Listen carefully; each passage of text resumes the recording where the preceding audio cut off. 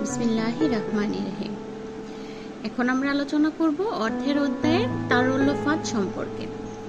অর্থের অধ্যায়ের একটি গুরুত্বপূর্ণ বিষয় হলো তারল্যফাত। তারল্যফাত বা লিকুইডিটি ট্র্যাপ হলো সুদের হারের একটি নিম্নতর স্তরে। তারল্যফাতটা কি? সুদের হারের একটি নিম্নতর স্তরে অর্থের ফটকা চাহিদা সম্পূর্ণ স্থিতিস্থাপক হয়ে পড়ে। অর্থাৎ কি, সুদের হারের একটি নিম্নতর স্তরে অর্থের ফটকা চাহিদাটা, অর্থের যে ফটকা চাহিদাটা আছে আমাদের, সেটা সম্পূর্ণ স্থিতিস্থাপক হয়ে পড়ে। সম্পূর্ণ স্থিতিস্থাপক হয়ে পড়লে আমাদের কি হয়? স্থিতিস্থাপক হয়ে পড়ে। এই অবস্থায় পৌঁছানোর পর সুদের হার আর নিচের দিকে নামতে পারে না বলে তাকে তারল্যফাত বলা হয়ে থাকে। এই অবস্থায় কি? এই অবস্থায় সুদের হার আর নিচের দিকে নামতে পারে না। একটা নির্দিষ্ট সময়ের পর সুদের হারটা আর নিচের দিকে নামতে পারে না বলে তাকে তারল্যফাত বলা হয়ে থাকে। অর্থের ফটকা চাহিদার পরেই আসে আমাদের অর্থের তারল্যফাতটা। তারল্যফাত সম্পর্কে ধারণা।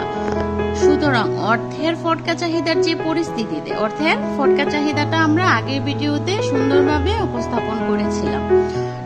অর্থের ফটকা চাহিদার যে পরিস্থিতিতে সুদের হার নিচের দিকে নামতে পারে না, অর্থের ফটকা চাহিদার যে পরিস্থিতিতে সুদের হারটা নিচের দিকে নামতে পারে না, তাকে তারল্যফাত বলা হয়ে থাকে। মানে অর্থের ফটকা চাহিদার যে পরিস্থিতিতে সুদের হারটা যা নিচের দিকে একদমই নামতে পারে না, মানে জিরোতে নেমে আসতে পারে না, সেই না পারার অবস্থাটাই হচ্ছে তারল্যফাত। ওখানে একটা ফাঁদে পড়ে যায়, সুদের হারটা একটা ফাঁদে আটকে যায়, আর একেই বলা হয় তারল্যফাত। সুদের হার কমলে অর্থের ফটকা চাহিদা বাড়ে। সুদের হারটা কি? কমলে, সুদের হার যদি কমে, বন্ড ইস্যু, ঋণপত্র, এগুলো সুদের হার যদি কমে যায়, তাহলে অর্থের ফটকা চাহিদাটা বাড়ে। তবে সুদের হার শূন্যে পৌঁছানোর পূর্বেই সুদের হারটা কমলে অর্থের ফটকা চাহিদাটা বাড়ে। কিন্তু সুদের হার শূন্যে পৌঁছানোর পূর্বেই শূন্যে পৌঁছাতে পারে না। শূন্যে পৌঁছানোর পূর্বেই একটি নিম্নতর সুদের হারে, একেবারে সর্বনিম্ন সুদের হারে কি হয়?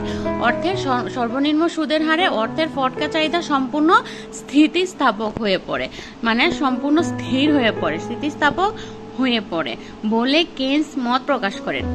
কেইন্সের মতে সুদের হার একটা নির্দিষ্ট স্তরের পর পৌঁছানোর পর আর তার নিচের দিকে নামতে পারে না বা